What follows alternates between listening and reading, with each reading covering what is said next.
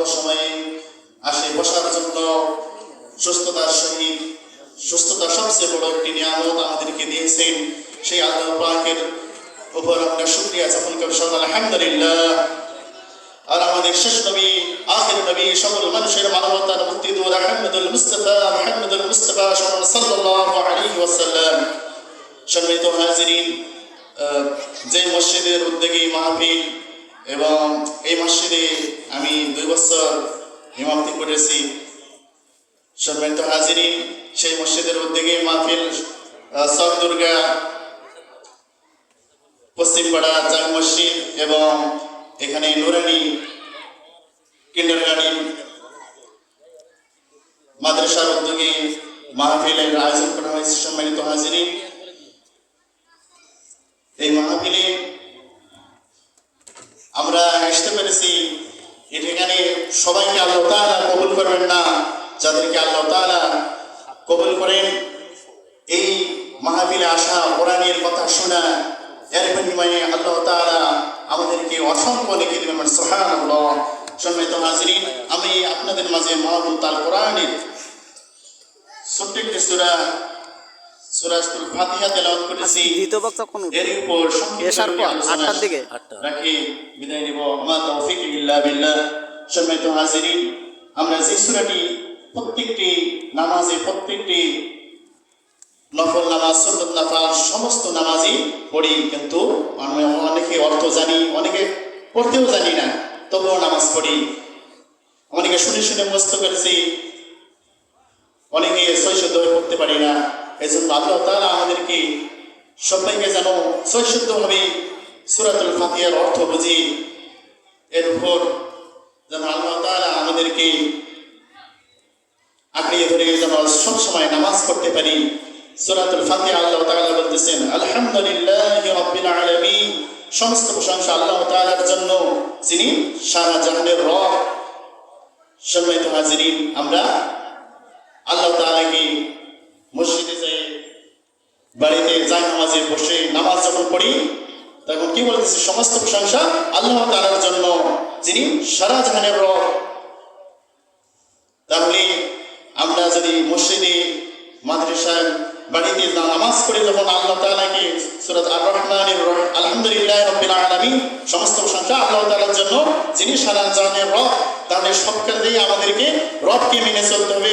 আল্লাহ এবং আল্লাহ রাসূলকে রাজি খুশির উদ্দেশ্যে সমস্ত ইবাদত বন্দী করতে হবে, অন্য কাউকে দেখানোর উদ্দেশ্য নয়। আর রহমানির রহিম, যিনি মেহেরবান ও দয়ালু। আল্লাহ তাআলা আর রহমান রহিম, যিনি মেহেরবান এবং দয়ালু। আল্লাহ তাআলা আমাদেরকে দয়া করেন, বিধায় আমরা দুনিয়ার মধ্যে বেঁচে আছি, অকট্ট নিয়ামত নিয়ে বেঁচে আছি। আল্লাহ তাআলা আমাদেরকে, আমাদের যে দেহ, বডি, শরীরটা দিয়েছেন, এখানে অনেক নিয়ামত দিয়েছেন। 2টি কিডনি দিয়েছেন, একটা কিডনির দাম 2 লাখ, 3 লাখ, 4 লাখ টাকা পর্যন্ত, তাও পাওয়া যায় না। যাদের নষ্ট হয়েছে এই কিডনি, তারা বাঁচার সম্ভাবনা নেই। বাংলাদেশের রাজধানী ঢাকা শহরে নিয়ে যা বড় বড় হসপিটাল, এমনকি কলকাতা নিয়ে যাও, কাউকে বাঁচা যায়, কাউকে অনেক টাকা খরচ করে বাঁচানো সম্ভব হয় না। এই 2টি আমাদেরকে কিডনি দিয়েছেন, 2টি চোখ দিয়েছেন, 2টি পা দিয়েছেন, 2টি হাত দিয়েছেন। এর দ্বারা আমরা কাজ করতে পারি, চলতে পারি। আল্লাহ তাআলার নিয়ামত। আর রহমানির রহিম, যিনি মেহেরবান ও দয়ালু।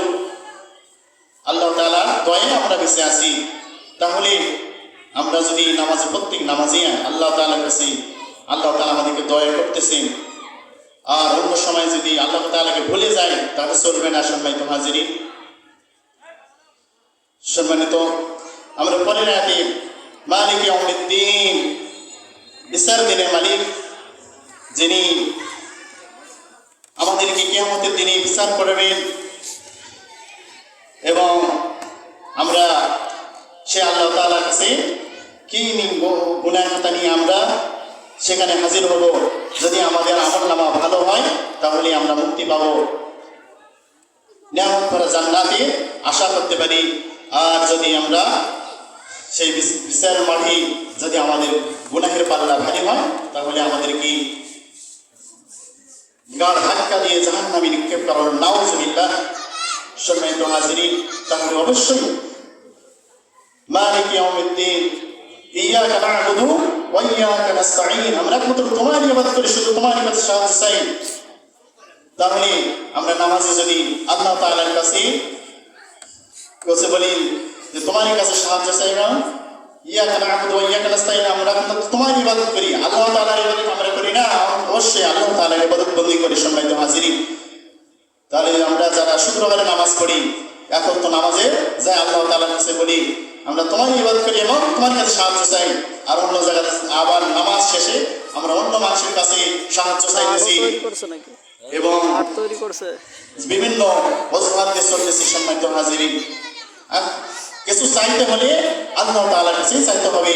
নফল নামাজ, তাহাজ্জুদের নামাজ পড়ি, চোখের পানি ঢেলে দিয়ে আল্লাহ তাআলার কাছে আমরা চাইব যে আল্লাহ তাআলা আমাদের সমস্ত আশা আকাঙ্ক্ষা পূরণ করবেন। ইহদিনাস সিরাতাল মুস্তাকিম, আমাদেরকে সোজা সঠিক পথ দেখাও, যে পথে জান্নাতে যাওয়া যাবে। সম্মানিত হাজিরিন, আমার সময় শেষ, তো অন্য কোনো জায়গায় কোনো মাহফিলে যদি সময় পাই তাহলে আলোচনা রাখবো। সূরা ফাতিহা অর্থটি শেষ করতে পারলাম না, যদি কোথাও কোনো মাহফিলে আল্লাহ তাআলা সুযোগ করে দেন তাহলে সেখানে বলার চেষ্টা করব। আজ এই পর্যন্ত যতটুকু কথা শুনলাম, এর উপর আল্লাহ তাআলা আমাদেরকে দুনিয়ার জীবনে হস্তে জিন্দেগিতে আমল করে আখিরাতে চিরস্থায়ী জান্নাতে যাওয়ার সুযোগ করতে সবাই আল্লাহুম্মা আমিন। আলহামদুলিল্লাহি রাব্বিল আলামিন। আসসালামু আলাইকুম ওয়া রাহমাতুল্লাহ।